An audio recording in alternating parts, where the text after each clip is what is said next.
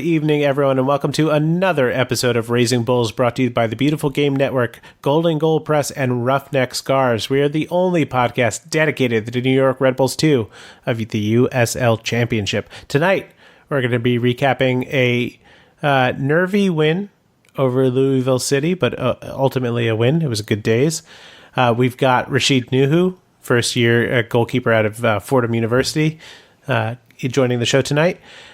We're going to be talking to Liz Brokaw of the Mongols podcast. She covers Pittsburgh Riverhounds. She's going to help us preview the match there. And some USL news and notes, and maybe even some Gold Cup news and notes. Joining me tonight, as sometimes, it's Joe Steen. Hello, Joe. How are you? Good.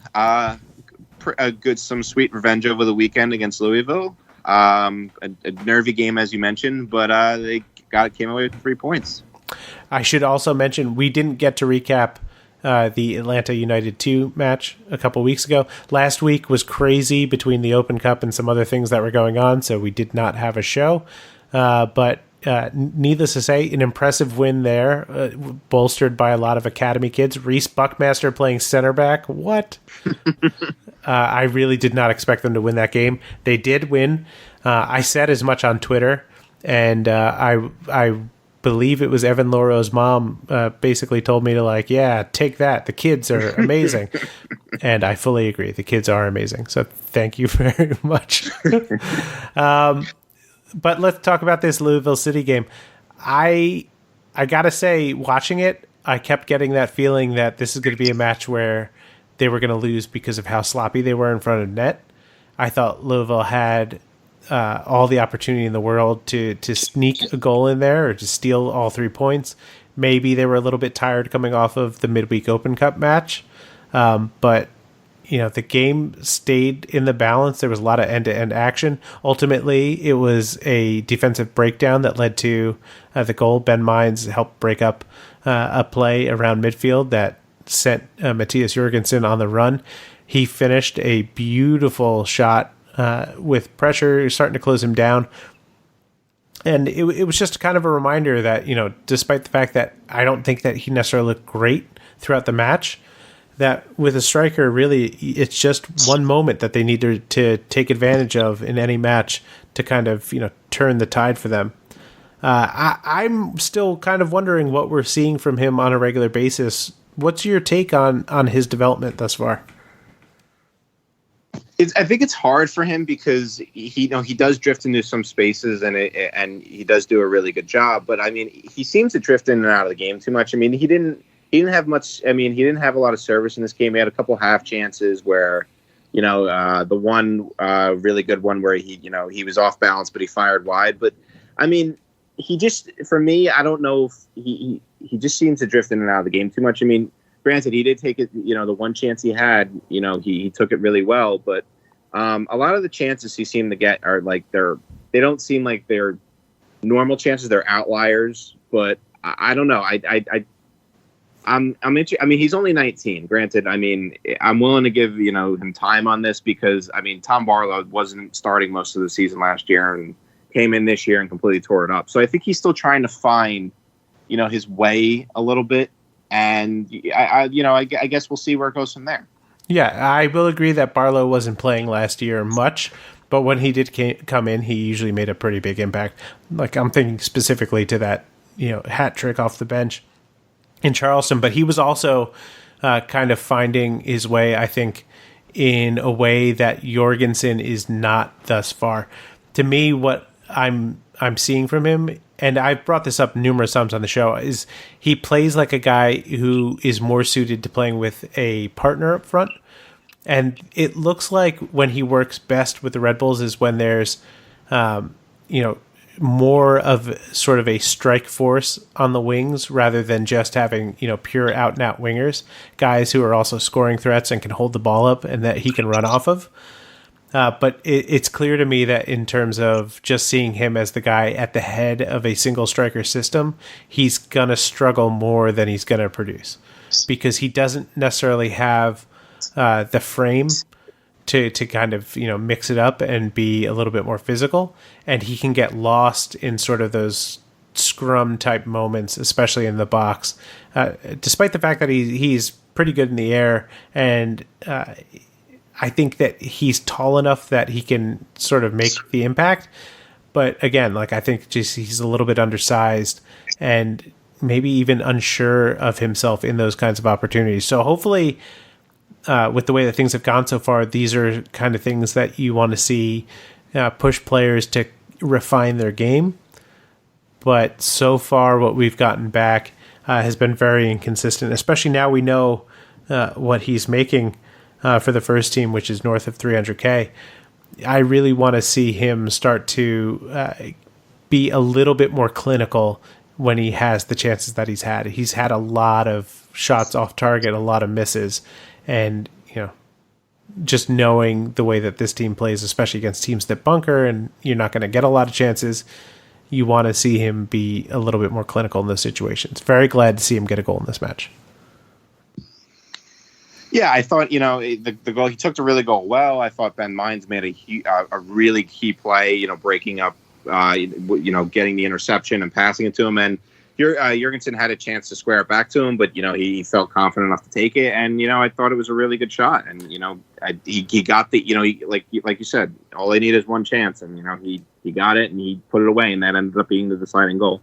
He has a chance to get that back across, but he had to play a perfect pass, in my opinion, to really make that. The other guy who is really, I think, making a name for himself right now, I talked about him in preseason, and what I liked about him was his tenacity in the midfield, but he's now starting to settle down with the ball at his feet and showing a little bit of chops, passing and moving the ball forward. Kyle Zayats, I think, over the last 3 matches, even without the goals, is looking, pretty much better by the day.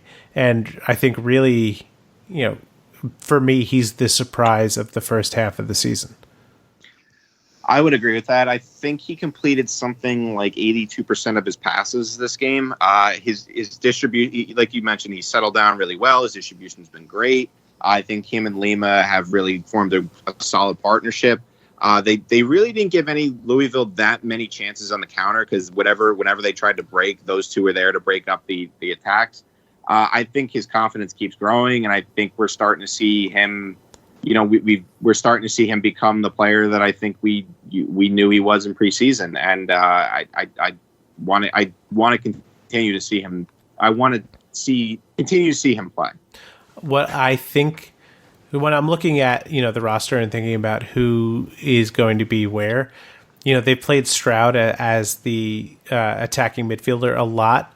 Based on the way that Lima and Zayats are playing right now, the guy that I'm looking at as kind of, the question mark is Jean-Christophe Kofi and where he's going to fit into the mix, because he's definitely not a 6.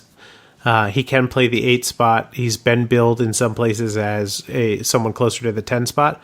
I don't necessarily see that, but that might be his bet if they want him on the field. If that's something that I think is critical to the team, if they want to see him develop because they went out and got his rights, I think that's where it's going to have to be. And Stroud is going to be out wide, but I'm not sure if I see him as a playmaker type.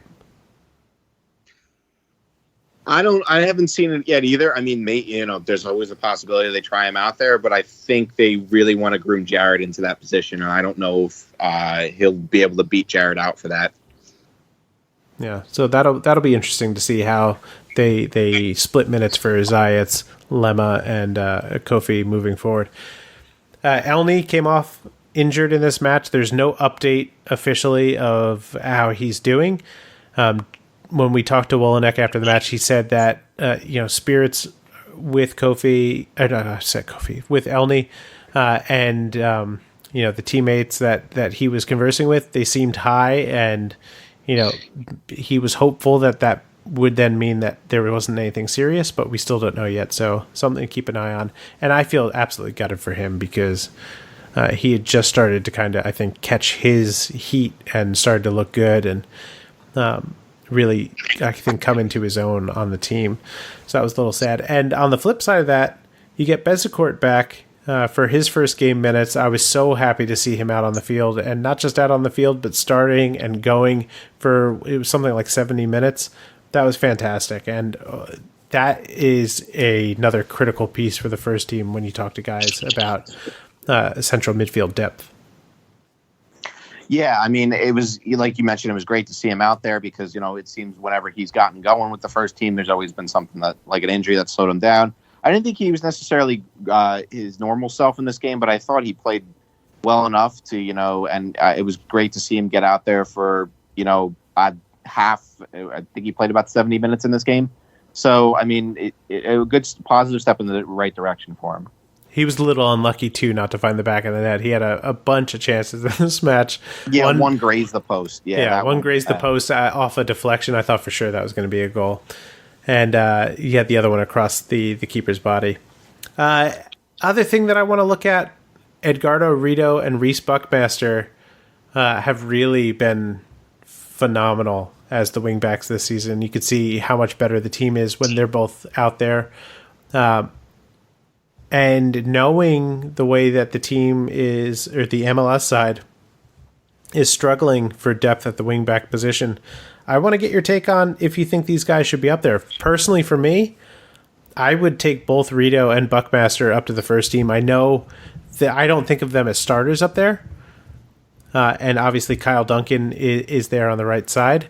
So maybe you don't take both of those guys. But, I mean, they've been so impressive. I really think they deserve a bigger look at the MLS level. I definitely think one of them does. I thought Rito was great in this game on Sunday. I thought he was, the way he got up and down the field was great. I think a lot of the attacks came from that right side, and, he was able to get into positions and, get some dangerous balls in the box. I also thought he did a really good job on George Davis IV, who is, one of the top USL goal scorers ever, who's not, the commentators mentioned he's not the fastest guy, but he's able, he just gets himself in those spaces. And I thought Rito did a great job tracking him the whole game. He really didn't get any clear-cut chances on goal. And talking about Reece Buckmaster, I mean, same thing. They both do a great job of getting up and down the field. They get in the final third. They know what to do with the ball. They combine with their teammates well. They get good crosses into the box. I mean, it's difficult with playing with Jurgensen, because I think there's not enough guys in the box at times, and some of those crosses are wasted. But I think both of them, if not one of them, both of them, I agree with you, should get first team contracts and be up, because that is something that the first team really likes, is getting those wingbacks up into attacking positions. Just don't let any first team fans hear that, because God forbid they sign anyone from the USL team, despite the fact that every time they do, they seem to make an impact with the first team. But just having them there is obviously a huge, horrible thing for them to deal with, and not like the guy they signed this year scored the game-winning goal against Atlanta. Right, exactly. Okay. Forget it. Or the other guy has been holding down the spot for the greatest goal scorer in team history and doing a pretty good job. The other guy I want to talk about in this match, before we move on and talk about man of the match, is Ben Mines. Ben Mines obviously heavily involved in the winning goal. We haven't seen a ton of him, but when he comes on, he's making an impact. I think back to the Ottawa match where he's only in for a couple of minutes, but he makes the pass that opens up the play that leads to the goal. And we consistently see this. He had another appearance earlier in the season where he looped in his crazy cross that ended up in the back of the net. I think it was a Jared Stroud goal, if I'm not mistaken. But, we don't see a lot of him. We still see some of the problems that we've seen in terms of him knowing or getting an idea of what he wants to do with the ball as he's streaking down the wing and coming up with solutions to break down defenses. We still see teams keying in on him physically and taking him out of matches by playing him that way. But I also think, just in terms of his raw ability, we've seen him mature a little bit in terms of where he's moving, the passes that he's making away from goal, I think, just in terms of combining and creating attacks. But, again, he's a young guy, and I don't think we need to rush him. But I just want to know what you think of the progression that he's made so far. Yeah, I think I think this year when he's been healthy, he's made positive impacts in the game. Obviously, Sunday being the big one where they needed a goal late, and Louisville's down to 10 men because they had a player off injured, and he presses right away, gets the turnover, makes a great pass to Jurgensen. But I've seen more positive things. It seems like he's starting to figure out what he wants to do with the ball in the final half. He's been combining with his teammates better, and you mentioned he's young, so I mean, there's no need to rush him. I mean, he he got to go with the first team last year, and he had some success early on before coming back with the second team, and then a couple injuries, kind of wrecked the season. But I think he's coming along really well. I think that people had high expectations for him because of his impact with the first team last year, and what he did. And, he was able to score a goal in his first match and everything, but. I think, to maybe temper them down a little bit. I mean, you got to realize he's still a young kid, and I think he's coming along. But I do think he's coming along really well, and I want to see him in more of the starting lineup with the team going forward. Yeah, 100%. And the other thing that I want to see is I want to see him start to bulk up a little bit, because until he can match up a little bit better physically, he's just going to continue to get beaten into the ground by some of these bigger defenders who again, they really seem to target him in a way that we've seen Connor Lade targeted in the past, and Alex Muil, of guys thinking like, well, these are kind of smaller guys, we can beat up on them, and it works to take them out of the game sometime. But I think Alex has done a good job kind of getting over that, and I think if Ben Mines can get to a point where he's able to deal with that a little bit better, he'll be very well off. All right, let's talk man of the match. That was a huge opening segment. I'm very happy with the discussion that we just had. But who's your man of the match? I'm going to give it to the guy who made team of the week, Evan Loro. I thought he did he made some big saves when he was needed in this match, and congrats on the second shutout of the season for him. Yes, I will also agree. Evan Loro with an assist from the back line that just did such a great job against a team that has beaten them consistently throughout the last couple of seasons. So it was really nice to see them get a win over them. Evan Loro, congrats, man of the match. And we're going to take a break now. When we come back, I'll be speaking to Rashid Nuhu, so stick around.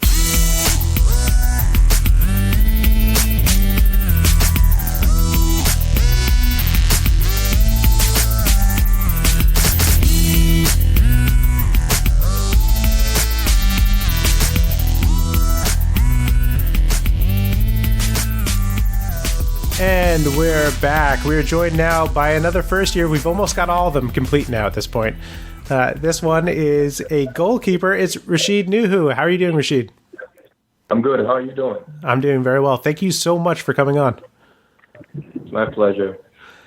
So a little bit of difficulty this year for you. You haven't been able to get into any game minutes yet, but how's the whole experience been so far? I know you spent a little bit of time with the U23s, but obviously this is a different kind of environment and challenge. Mm-hmm. Well, as a goalie, you just have to wait for your time, I guess. So all I've been doing is just training hard every day, showing up, doing my best, trying to improve, show the coaches and my teammates I can be trustworthy to play a game, stuff like that. So all I've been doing is just grinding and just hoping I get the opportunity to show what I'm capable of in games. So I'm just waiting for my time right now. Yeah, that sounds a bit like what we see with Ryan Mera year in and year out, because he's sitting behind Luis, who has been so steady. Have you been talking to him at all? Has he offered any guidance of what that role's like? Oh yeah, I've been talked to Luis about it, and it was when he started playing professional in Germany, he never played for 3 years. So he always tells me it's just a grind as a goalie. If you're not the first choice, if you're not the second choice, being a third choice is kind of you just have to work your way up. And you just have to keep improving every year, taking steps forward. And when the time comes, you'll be ready to take your chance. it's definitely an interesting kind of juxtaposition with most of the other players because, it is that solitary position. You have one guy that sort of blocks the way. So I could see that being a interesting challenge for sure. Let's walk it back. Talk to us about your earliest days playing soccer. So I actually started playing soccer like when I was really young. I would say like around 8, just like playing on the streets with friends, just like kicking about, having fun. And well, like my older brother is 28 now. He was playing on the team, so I used to like follow him to like his training and just like watch his games and stuff like that. That's why I got like really hooked into like playing soccer, and like I got really interested just through watching him. And I kind of followed his footsteps, but he joined the Right to Dream Academy. I don't know if you've heard about it in Ghana. Mm-hmm. And it's an academy that like gets players from Ghana and like bring them to like just like a residence academy. It's like you train there, go to school there, and do everything there. And that's when I got the chance to like come to America to like continue playing and further my education. Right. So I first came to America in 2011, and I went to Kent School, which is a high school in Connecticut, a boarding school. And after my 4 years there, I got a scholarship to Fordham, and that's where I was before joining Red Bulls. And at what point did you jump into goal? I feel like every goalkeeper I've ever talked to played a different position at some point, and then just based on need, ended up hopping in net. Yeah, actually, like when I was young, I was more of like a center back. Mm-hmm. I know it's funny, but like, that's where like I started playing, and one time like our goalie didn't show up. And like one of my friends was just like, "Yo, Rashid, up and go. You're like the tallest guy here." So I hopped in and I liked it, and I just started playing and goal now. So you got stuck there. Yeah. Yeah, I don't know. I think mostly the goalies I've talked to all started off as strikers. Every one of them, or at least that's what they tell me. I don't know. Back, yeah. So, what was the Fordham experience like for you? I obviously, again, the Mara connection that he was sort of starring there, but what was the experience like for you? Like, what do you mean for like Red Bulls or this? Oh no, for Fordham. Oh yeah. Oh, my experience at Fordham was great. Like, honestly, when I was going there, I didn't have like such like high expectations because of like the conference like we're in. And just like knowing like how like difficult it is to like get like players to come to Fordham. Mm-hmm. So when I was going there, like my main goal was just like try to win like a conference like championship or something like that. That was like my main goal. Then when I went there my first year, we lost in the semifinals, which was like unlucky for us. The second year we went in and won the championship. And then I was like, okay, that's the biggest goal I ever had, and I achieved it. And the next year, we actually went to the Elite 8 of the NCAA, which was crazy. Yeah. And then that one was just like it was kind of like surprised, but like looking back, like all the guys were committed, and like the hard work we put in was just like what the outcome came to be. Were you able to? Oh, I'm sorry. Go ahead. That's when I realized, like, if you put your mind like into something and like work hard towards it, like you can achieve it. During that run in the tournament, was it surreal experiencing it, or were you guys, able to really understand what was going on? Because it was a really special run. Yeah, honestly, it was surreal because Fordham has never like won an NCAA like game before, and then we won the first game, and even when we won the first game, the team we beat, I remember just like going back, like after celebrating, going back to like get my water bottle from the goal. And one of their players looked at me and goes, "Hey, good luck against you here because you need it." And I was just like, "Okay, thank you." Like, Right. at that point, I didn't even know how to react. I was Right. like, we just beat you. Just like, okay, like, I was like, I was all right, thanks. Like I knew one of the UVA players. We have Edward Opoku. We grew up together in Ghana. Like, we played in the same academy. Then we both came to the US actually the same year.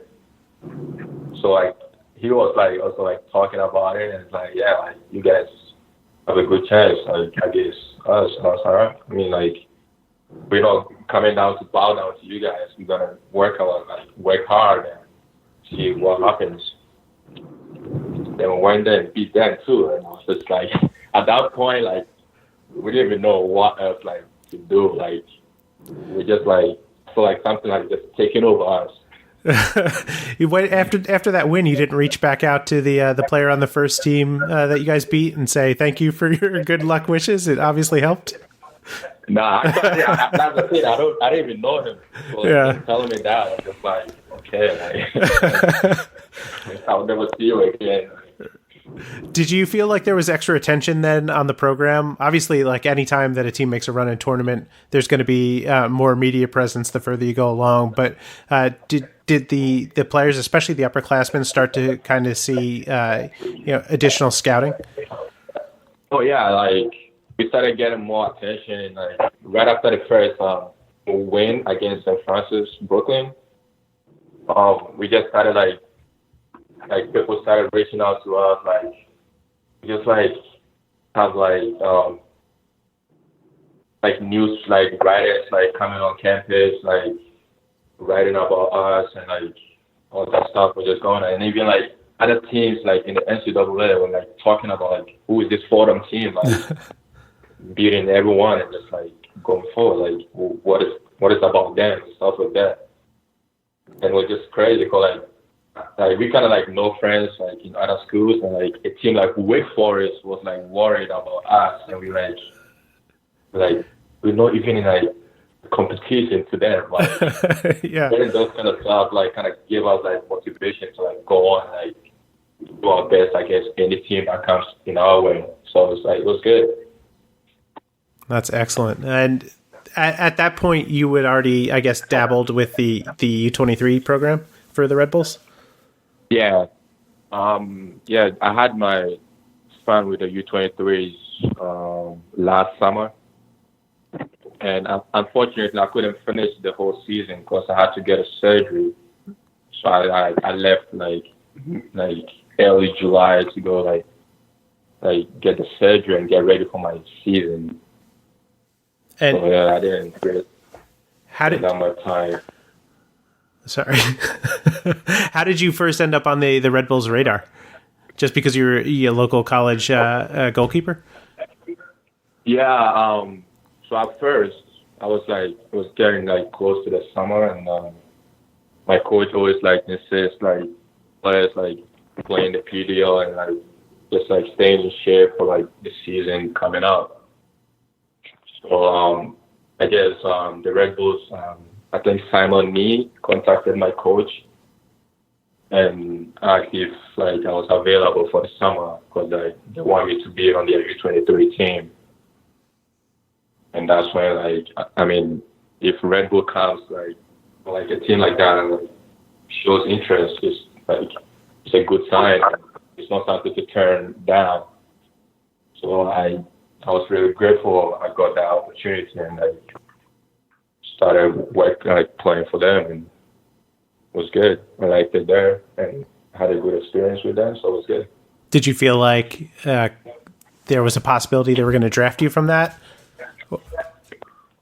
Well, like just like playing the PDO, just like training. I got a chance to train with the first team too. Like when I was there for the summer, and like all the feedback I was getting from the coaches was like positive.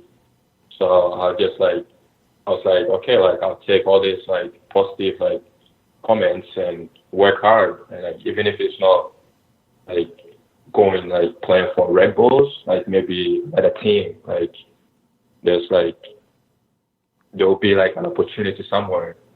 So like that's why like I took all the like positive comments and like just like grew my game and gave me more confidence to like just play like the game that I love. So it's good. Now, with this season, because you have obviously haven't been in the games very often or at all so far, you have sort of a unique perspective because you're on the inside. You kind of understand the inner workings, but you're viewing it from the outside. So, what kind of observations have you made, throughout the team that's kind of contributed to the success so far that maybe isn't necessarily obvious to everyone? I mean, like just being like second goalie on the Red Bulls too. It's like it's not something that I want to do for my whole career there, because I want to like prove that I am also like good enough to play games. So like what I've been doing, like my job right now is to show up to practice and work hard and let like the other players feel it and know like, okay, like Rashid is not the first choice goalie, but he's coming out and working hard, and that pushes the other players to work hard too. Because it's kind of like if he's on the bench working hard, and we have to work hard so we can get good results. So my job right now is to like come out, work hard, and push the other players to keep working hard. That's excellent. Before we let you go, I'm going to subject you to the lightning round. Are you ready? I'm ready. Okay. Popcorn, yes or no? Yes.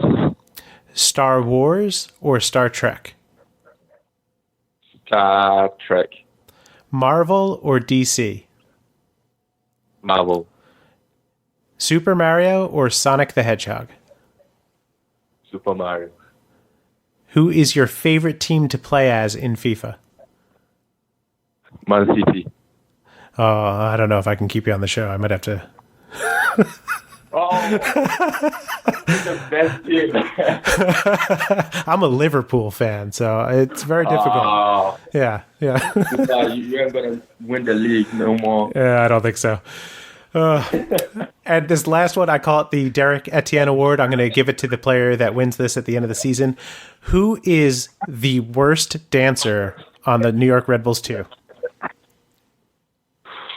Worst dancer. I think I'll give it to Janos Luber. Throwing shade at a teammate. I like it. That is great. I think that might be his first vote. So we've got another challenger. This is perfect. Well, Rashid, thank you so much for coming on. We wish you nothing but the best of luck. Hopefully we get to see you in a match coming up soon. And best of luck for this weekend. Thank you. And when we come back, we're going to preview the match against the Pittsburgh Riverhounds. So stick around.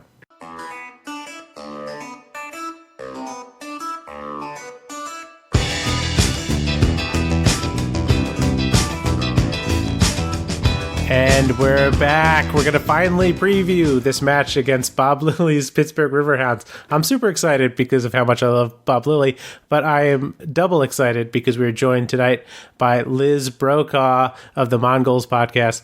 Liz, how are you? I'm good. How are you? I am doing fantastic. I love when we get to play a Bob Lilly team. It is, I think, regardless of where he goes, okay. These matches are always so much fun from a Red Bull perspective, and the way that they've struggled against Lilly, I think, for the most part in the past. Let's hope. I hope that continues, because historically you haven't struggled against the Riverhounds. That much is true. Maybe that'll be the sticks to the mix. At Pittsburgh, though, they haven't necessarily done that well. I think, what was the last one? Was 3-3, right? It was that crazy game at the start of the year? Or was that 2 years ago? That was 2 years ago. Oh, yeah. All right. So they must have lost last year. I'm not good at that stuff. They lost I'll defer 3-0. to you and Twitter to fix it when when I'm wrong. Oh, there you go. Yeah. The Twitter police will absolutely take care of that. All right, Pittsburgh Riverhounds. They play at Highmark Stadium. They're 3-2-7 on the year. That Bob Lilly touch is in that record with 7 draws. They do not lose games very often, but they don't necessarily win them all that often. Right now, they're 1-1-3 in their last 5 and 1-0-4 at home, which is incredibly bizarre. In that span of 5 games, they've beaten Atlanta, which was just, 5-0 doesn't do it justice to how lopsided that match was. They lost to Indy, and they drew against Charleston, Charlotte, and Ottawa. Goal scorers, they have spread the wealth. It's Kevin Kerr and Nico Brett leading the way with 4. Robbie Mertz, Steven Dos Santos, my favorite name. He's got 2. The 2 of them have 2. Then Christian Valesky, Anthony Valverde, Joseph Greenspan, Canardo Forbes, Toby Adewale, and Thomas all have 1. Wow, you pronounce that so well. I'm so impressed. Thank you. I always hear great things about my pronunciation. And then serving up those goals, Ryan James is leading the way with 4. Canardo Forbes with 3. Mertz, Jordan, Dover, Valesky, Greenspan, Kerr, and Dos Santos each have 1. Contrary to what we've seen in previous years, Bob Lilly not necessarily, I think, winning at the rate that we're used to, but we're seeing his sort of patented touch in terms of the way that, again, like I said at the top, they are not necessarily losing games. Liz, from last year to this year, what are the changes that you've seen? We tied a lot last year, too. I think that maybe the change in this season is really that the rest of the opponents, the rest of the field, are winning more games. So last year it was okay to tie a bunch of games, and it worked out, and we ended up, second at the end of the season. And this year it just feels like such a much slower start. We weren't used to all of the ties. For our first year of a Bob Lilly season, we call it the Lilly Special. Yeah. But I don't know that it's bad that we have so many ties, but it feels bad this year. I think that maybe this year is just we have the rest of the field is winning, tying, and losing at different rates. And so in the middle of the pack is so compact. We're all within 1 and 2 points of each other. It's probably going to come down to goal differentials for playoffs. I think it's very complicated this year. Well, on the bright side of things, that's definitely where Lilly teams excel is goal differential. Despite the fact that you're not winning games, you still got +5 thanks to that Atlanta win. And, you're right. The teams above aren't necessarily, teams that I think you can expect to do well for the long haul. But there was absolutely an arms race at the top of the East.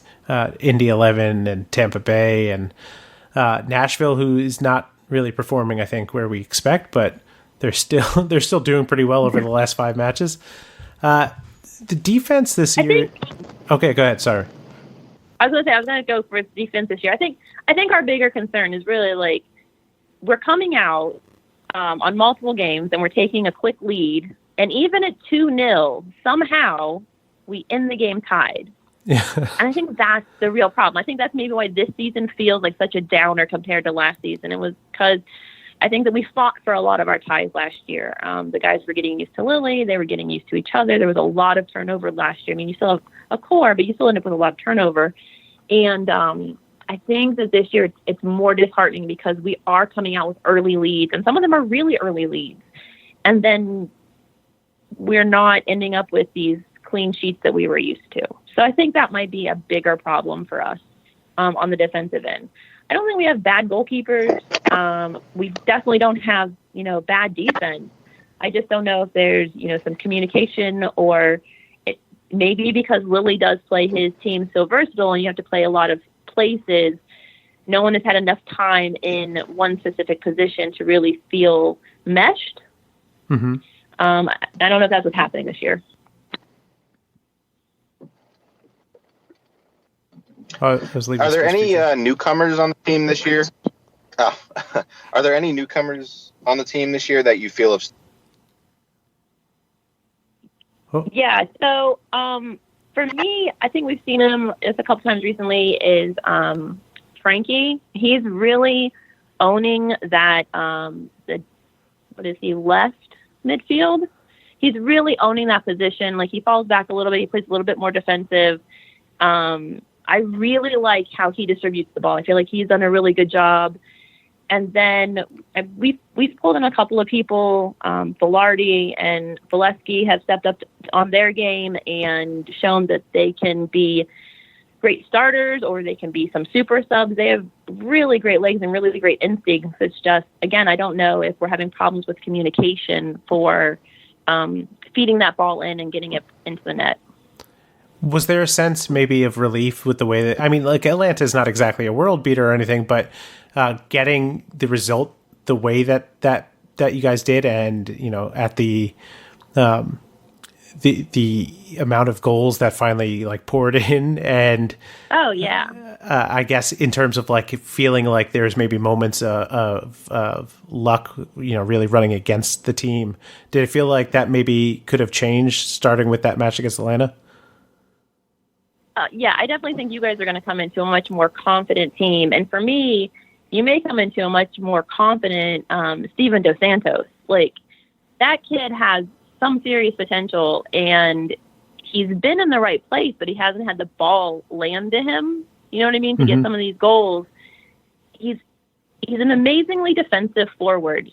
Like, he doesn't quite play like a straightforward position, but to me, that's what he does. Is he plays this amazingly defensive forward, and seeing him get that really complicated goal where he, you know, bent his leg halfway over and flicked it over the goalie, it was just so good. And with everything else that's going on, I really think that that's going to cause you guys some issues in the game on Saturday.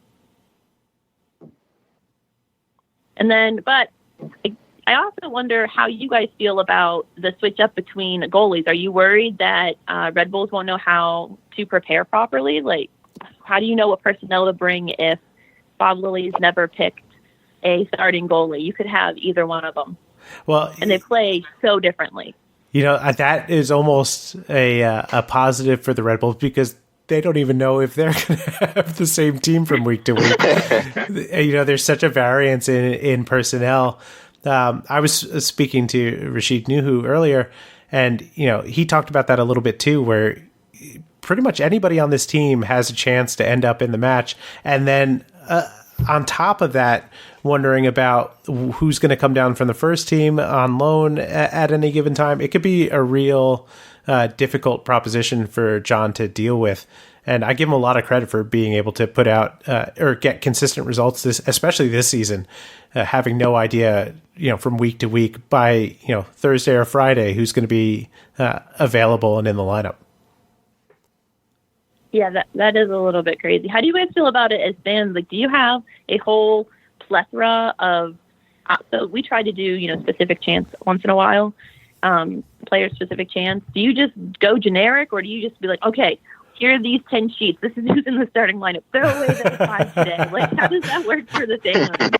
Rhyme the names you best you can. I that's a question best left up for the Rampage. I can't answer for them. I don't think that they have any player specific chants, but I could be totally wrong about that. Okay, fair. Have you had a chance to watch the Red Bulls 2 this season? I have not gotten to watch much of the Riverhounds. I know that they've done okay in the Open Cup so far. I think it's weird that they haven't gotten more wins at home, but you know, one of the things that you had mentioned of guys really, you know, playing lots of different positions and maybe not meshing quite well enough yet. Do you see that as a positive? Especially as you head down, you know, the longer stretch of the season through the summer and heading towards the playoffs, because, you know, if everybody can become more comfortable throughout any position on the field, that, you know, that's a net win for any kind of adversity that might come down the pike. Yeah, it's absolutely a net win for us if we can have these players be versatile. Lilly has said over and over again that he plays to his opponent. He doesn't set the lineup on Monday. You know, he waits and sees what's going on with the opponent. It's harder with you guys because you may not have people sent down, but he can pay attention to who's injured, you know, what the likelihood is, and he'll tweak his lineups accordingly. So having very versatile players is really important, because in USL you only have so much money and you only have so much depth. You know what I mean? So if you're going to have, you either have depth all over the field, and then you only have, 2 players per position maybe, or you kind of have 1 or 2 positions where you have some really great depth, and then this guy over here, your right back doesn't have anything, and you're like, oh, he's injured. What are we going to do? So I do think it's smart that he has that versatility in his players. I'm wondering what's missing for them to kind of to cohese a little bit. And I don't know if it's because we are switching out our goalkeeper a lot. And I know that's a big deal for, starting in the back line and moving up that pyramid and getting everything moving forward, or if it's just what's going on this year. There's a lot of extra stuff, people having kids, new players. I don't know if there's any team drama. I haven't seen any. Our front office has seemed pretty solid this year, but you do wonder about those things. So I like it, but it also makes me nervous because I feel like early in the season it's been detrimental to us so far.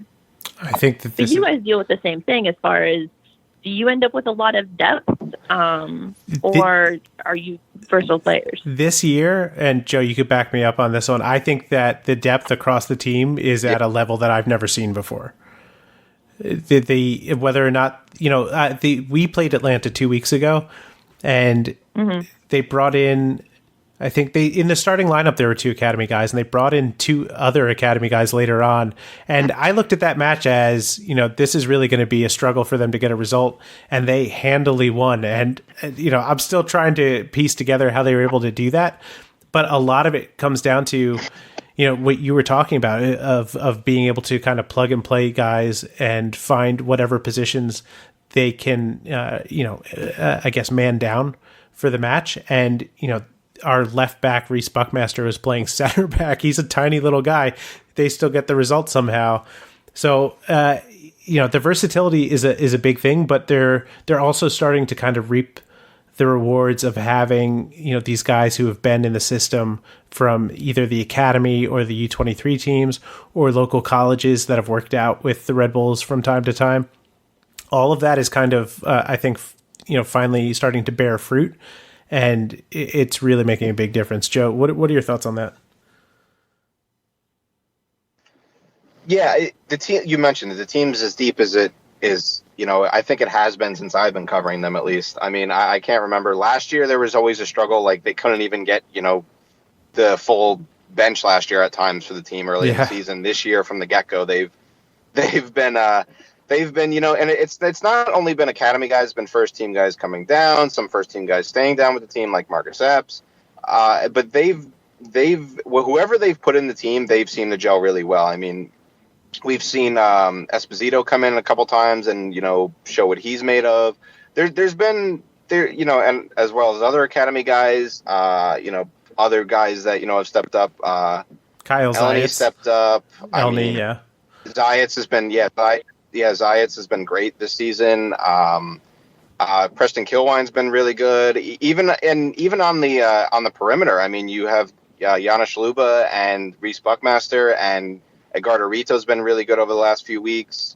So, I mean, there's plenty of depth on this team. It's just crazy how they've managed to, even guys, when Tom Barlow went up, we kind of questioned who was going to start at striker, and then Matthias Jorgensen comes down from the first team and fits in quite well. And even in the match where he was unavailable, they were still rocking and rolling. It's kind of a weird outlier as far as I'm concerned, Liz. I mean, but in a good way for you guys. Yeah, That's nice that you can be like, well, I don't know what's going to happen. Oh, that worked out great. I'm glad these people are so smart. But it did take a lot of time and patience. The last couple of years, I think, we had similar slow starts to what Pittsburgh's done this year, although I think more losses than draws. They weren't really picking up points until later in the season. And, we're looking across the team like, where are the answers coming from? And then all of a sudden, in midsummer, they somehow figured it out. But this year has been, I think, not quite on par with 2016, but definitely on the trending positively side. Before we let you go, because this has been absolutely fantastic, I have to subject you as a newcomer to the lightning round. Are you ready? I suppose. I mean, not really, but we'll pretend. Joe, do you want to trade off, or do you want me to just run down the list? I usually go with my 2 questions, so we'll trade off. Okay, perfect. Okay, popcorn, yes or no? Yes. Marvel or DC? Oh, it's Marvel. Well, is it? You know what? I'm an Image girl, so sorry. There you go. Star Wars or Star Trek? Both. Oh, okay. Favorite team to play as in FIFA? I don't play FIFA. I'm really bad at video games. Oh, what are we gonna do? I know. Favorite team to watch other than the Riverhounds? Oh, there you go. Oh, Columbus Crew. Okay, I think that's fair. You're on death row. What is your last meal? Oh, steak, potatoes, corn, no gravy. Oh, that's so boring. I know, but it's got to be a really good steak. Okay, fair. You got to cook it perfectly, or I'm sending it back. All right. I think that is everything. That's perfect. No, there is one more question we have to ask. Oh. You. What is the score of the match this weekend? I will say, honestly, I think you'll get a point, but I'm going to predict 2-0. Okay. And I'm going to say that maybe Morton's in net again. That this will be very interesting. I'm usually wrong about these unless I'm forced into making picks that I don't agree with, just to be different. Joe, what's your score prediction? I'm gonna go 1-1 draw. Okay, so a Lily special. Now I have to call for a win because, see, this is what I mean. I don't believe it, but now I've got to do it just to be different. I'm going to... Okay, no. You seem to think that means that it'll happen, though. I don't like this at all. Oh, I don't think it'll happen. That's, well... Okay. All right, I get what you mean. All right, I'm going to say this is a 2-1 win for the Red Bulls. A very rare win at... a team that has Bob Lilly as the coach. I feel good about that. Don't believe it. Liz, thank you so much for joining the show. I love the insight that you gave us on the team, and I'm very much looking forward to this match this weekend. No problem. Can I do a quick plug for absolutely. Our Soccer Better? Go for it. So me and my friend Laura Ellen do Soccer Better, and we're on Twitter at BGN Soccer Better, and we have a podcast, Soccer Better. It's kind of like soccer overall and the things that affect it and how we can all make soccer better. So follow us and tweet at me and let me know what you want us to research. We don't have much power in the Twitter sphere, but any of the people listening to the show better go do that. That sounds like a very, very worthy thing to be following along with. Thank you so much. Thank you. It was nice being on the show. You're my first show. Woo! You guys were great. That's excellent. BGN, represent. All right. Have a good night, guys. Thanks. Good night, Liz.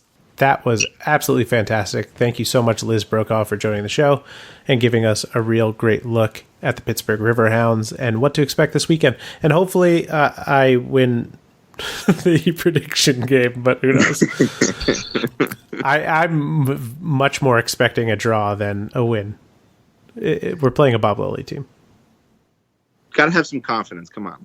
They're gonna be up 2-1, and in the 90th minute, there's gonna be some kind of crazy free kick from 75 yards away that somehow ends up as a goal. So, like against the Rochester Rhinos a couple years ago. Yes, that's exactly what I was thinking of. Anyway, let's take a look at the standings. Always love to do that. We'll start out west today for a very specific reason. Phoenix Rising, holy mackerel, they're on fire. Sitting atop the West, they've got 5 wins in their last 5 matches. 3-0 over Reno, 3-0 over Orange County. Now, those are not necessarily good teams, but, well, Reno's not so bad. 5-0 over Tulsa, who I thought was, doing well earlier this season. They really hit a bad skid. 4-2 over Real Monarchs and 4-0 over Las Vegas Lights. They are now atop the Western Conference standings with 29 points.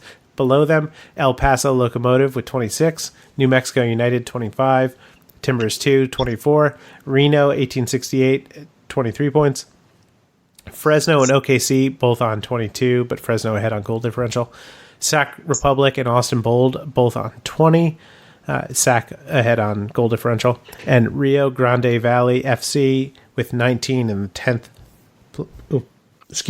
place spot.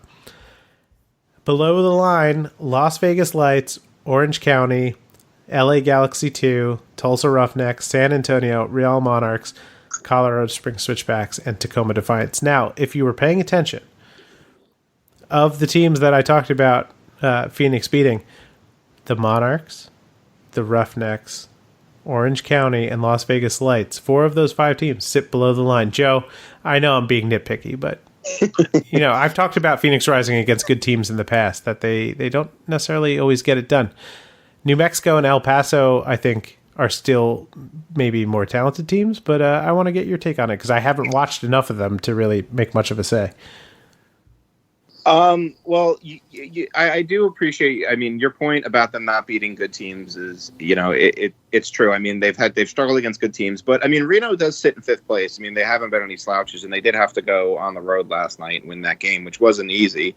So, I mean, they've done really well. I think Adam John's been great this season, along with Solomon Asante's been great. I mean, 2 Red Bull 2 players, Junior Flemings, and Jose Aguinaga have done really well too, and the thing is though that it's impressed me more is the fact that they haven't conceded as many goals. I mean, they've only given up 2 goals in their last 5 games. It's one thing to be scoring a lot of goals, which is impressive, but their backline seems to be coming together too, because in their previous 5 games they conceded 5 goals, and then now they've only conceded 2 in their their last 5 games. And those both came in a single match. Yeah. So I mean, they're definitely in a good spot. Yeah, I think they've done this has been a great turnaround. I mean, we always knew the talent was there, but I think we're starting to see that talent kind of come through. And I think you've got 2, like I mentioned, 2 ex-Red Bull 2 players at the center of it, and then and it's not only like that they're scoring like goals, they're putting together some nice moves on these goals. I mean, they like a bunch of really nice passes. I mean, the one last night where Aguinaga chested it down to Asante was beautiful. I mean, that goal was, should probably win goal of the week. But they're on a really good run right now, and if they keep playing like this, I don't really see anybody that can beat them, because we've talked about New Mexico, but they concede a lot of goals. That's the thing. Like, I mean, yeah. Phoenix has only given up 14 goals this year. El Paso, I think, is a team that can give them a little bit of trouble, but besides them and El Paso, a lot of the teams in the top 8 have conceded a lot of goals this year. That is an understatement. The goal differential difference between Phoenix and everyone else is insane. Listen to this. They have a plus 23 goal differential right now. The next best team in the West is El Paso with a plus 9. That is crazy. Crazy. They're like what like Red Bull 2 should be. Like if Red Bull 2 had a consistent backline, that would be them every year. Yeah, I could see that. Look, I'm glad that you brought up the 2 former Red Bull players. As you started listing players, I was like, I better hear Junior Fleming's in there. I better hear Jose Aguinaga, because those 2 guys are having great seasons. Yeah, they are. I mean, they really have been a big part of their success this year. Especially Aguinaga, I think, kind of found his position, his preferred position there, because Red Bull 2 played him in a lot of different spots. I think this year he's played in his right position. I mean, Fleming has 8 goals and 5 assists this year. Aguinaga's been, just even when he's not assisting on plays, I mean, he's always been involved in the moves going forward and everything. So I mean, I think he's really had a good season and a lot of people aren't talking about him enough. Yeah, agree. And congrats to both of those guys. Glad to see you doing well. Out west, in the East, Tampa Bay sits atop the pile for right now, but they are starting to falter. They have a loss and a draw in their last 2 matches. They lost to North Carolina FC 3-1 and a draw to Charleston Battery. They are ripe for the pickings. The Red Bulls have a game in hand right now, and they're only back 1 point, so very, very interesting to see what happens there.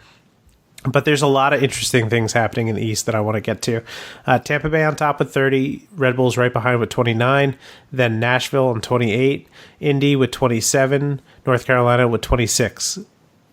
So that's insane. That pile could shift quite a bit over the next weekend. Then Louisville, 24. Ottawa, 23. Charleston, 21. St. Louis, 19. They're in a tailspin right now. Bethlehem Steel 16, and then below the line, Pittsburgh Riverhounds 16, Atlanta United 2, 13, Loudoun 12, Birmingham 12, Charlotte 12, Memphis 901, 11, Hartford Athletic 17th place, baby. They are off the bottom of the pile with 9 points. Swope Park sits alone at the bottom. They are 1-8-5. Yowzer. Good for you, Hartford. I'm glad to see that you're turning around. They beat Loudoun and St. Louis over the last couple of weeks, so, give them some credit. And they were pushing for a result against Nashville. They lost late. I think they've done very well. But looking at the top of the pile here, yes, Red Bulls have a game in hand on Tampa Bay. Indy has 2 games in hand on Tampa Bay and is only back 3 points. And North Carolina is in striking distance too and has a game in hand. Only Nashville is level on games played with 15 with Tampa Bay. But all of those teams are really breathing down their neck. It's going to be interesting to see what happens if Tampa does start to falter and how the rest of the East responds. It's a really interesting race coming up this summer that I'm looking forward to. Yeah, I think the 2 teams to watch and are Indy 11 and North Carolina. North Carolina has been, they one of the only teams to beat Red Bull 2 at home this year. I think they're unbeaten in their last 5 matches. With wins over Tampa and, Red Bulls 2 being one of them. But they're one of those teams that I really think they're going to be like in the top 3 come the season's end. And Indy 11, since that loss to Red Bulls 2, are unbeaten. They haven't lost a match. They're very tough to break down. And I think, with Dane Kelly and Bolton up there, you're going to start to see them grab some more goals as the season goes along. And I think they'll be up there. I think Tampa, they're very stout defensively, but I question if they can maintain it the whole season and only an average, a 1 goal a game going forward and be able to grind out results. Yeah, that will be very interesting. If you talk to our friend Brian Cook, he was on the show a couple of weeks ago for Indy 11. He is adamant that the team is not playing well right now. They have a lot of chances that they're not finishing, but they're squeaking by and getting these results. They did beat some lesser teams over the last couple of weeks, but you got to beat those teams to be up there in the standings. They're doing a good job. It will definitely be interesting to see. Another thing before we sign off for the night, I want to give props to Evan Loro. He is on the Team of the Week this week. Congratulations, big guy. His second shutout, I want to say, on the season. He made 6 saves in the match. We talked about it earlier against Louisville City. Absolutely fantastic. Kept them in the match until the very end. Calling out some other guys that made the Team of the Week this week. Javon Torre for the Las Vegas Lights. Jared Von Schaik for Charleston Battery. Aaron Mond. There's a lot of former MLSers as we go down this list. Sam Gleedle for Reno 1868. Jamal Johnson for Fresno. Zach Zandy for Bethlehem Steel. Zandy, I thought probably maybe even should have been Player of the Week, but we'll get to that. Tyler Pasher, who is the man basically rescuing Indy 11 week in and week out, according to Brian Cook. Omar Salgado, a former first-round draft pick. He's still doing it down in El Paso. Congrats, Elmar, for making Team of the Week this week. Carlos Small for Rio Grande Valley. And Steven Dos Santos of the Pittsburgh Riverhounds. Goal and an assist in the first 13 minutes of the match. Totally crazy. Liz brought it up before, but if you go back and watch the Steven Dos Santos goal, it looks like one of the things that would happen in a game of FIFA where you'd go, that's ridiculous. Nobody could bend their body that way. And it absolutely happened. It was very weird. Canardo Forbes, also of the Riverhounds, made the bench for Team of the Week. So keep an eye out there. This is a difficult team that they're coming up against this weekend. It'll be really interesting to see just how they do. One other thing I want to mention, Zico Lewis, former Red Bull 2 player, scored, I think, the first goal at MSU Soccer Park. Yes? No? Yes. Yeah. He did. Win over Richmond? Is that right? Oh. I was very sick for this match, so I was at home. I remember that. I should remember this. But yeah, it was either Richmond or Toronto FC2. Whoever it was, I remember him getting that goal. Congrats for participating in the Gold Cup. He was on the field against Haiti the other night. I thought he played really well in the match. Shame they didn't get the result, but congrats, Zico. Glad to see that things are going well for you, both in Charleston and with Bermuda. Excellent job, dude. You got anything you want to add to that? Nope, I think you covered it. I'm happy to see him playing so well. He's had a great season with Charleston too, so I'm happy to see him get the call up and make the most of his chance. Yeah, I've always liked him as a player, and I liked what he had and brought to the team, but I didn't necessarily think he fit well here, so glad to see that he's getting that what he needs somewhere, if not here. Anyway, before we let you all go, if you want to follow us on Twitter, I'm at _Joe Goldstein. I am at JSteen15. And of course, if you'd like to follow the show, and we hope you do, we are at Raising Bull. That's one bull. Raising Bull Cast. And of course, that's all on Twitter. You can follow us and our written work at RB News Network on Twitter or rbnn.us. That's the Red Bulls News Network. Lots of great written content there every single day.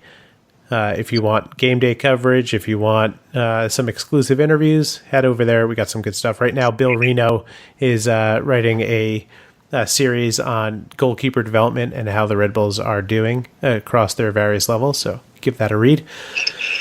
Whew. You can find us at facebook.com/raisingbulls. You can go to raisingbulls.com where we even take your questions. This is a real thing that happened last week, and it's actually, I should absolutely check right now to see if I'm botching this again. But we had a question sitting in our box, and because we very, very rarely get questions, I had not checked in quite a while. I'm going to check right now to see if there's anybody that is written. But we had a question from Ed Ritter last week, and it went begging because, we don't very often hear from any of you. We need to change that, guys. I want to be talking to you guys on the reg. Oh, man. Oh, I'm not checking that now. I can't even remember my password to that account.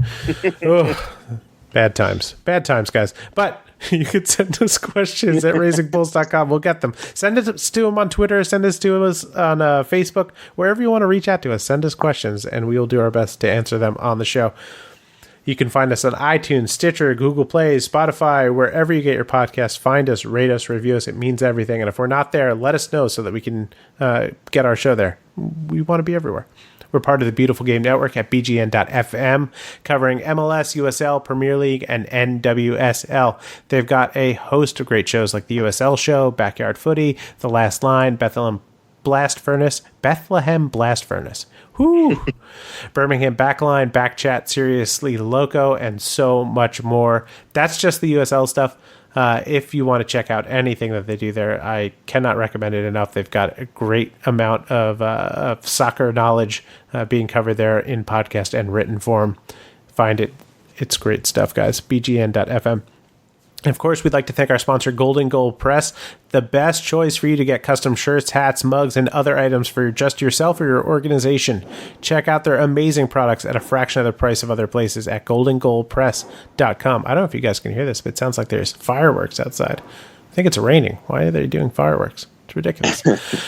And of course, we'd like to thank our sponsor, Roughneck Scarves, the official scarf supplier of MLS, USL, and US Soccer. Get custom scarves for your group or team at roughneckscarves.com. For myself, for Mr. Joe Steen, thank you very much and have a great night.